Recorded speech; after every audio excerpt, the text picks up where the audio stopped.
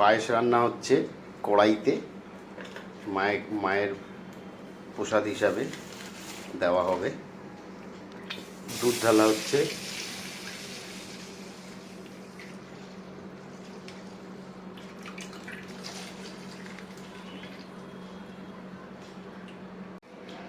গোবিন্দভোগ চাল দেওয়া হচ্ছে।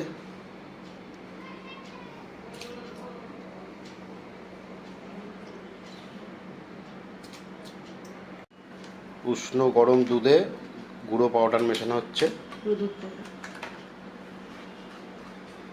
পুরো দুধেরই হচ্ছে পায়েস।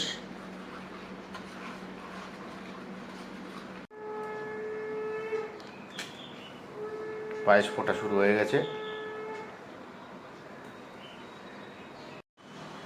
গোবিন্দভোগ চাল গলে গেছে, এবার মিষ্টির জন্য বাতাসা দেওয়া হচ্ছে।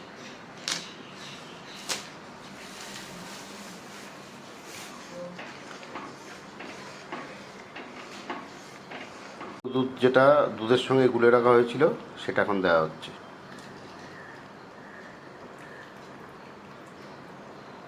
পায়েস পুরো কমপ্লিট হয়ে গেছে, এবার নামানোর সময় হয়ে গেছে পায়েসের। পায়েস তোলা হচ্ছে।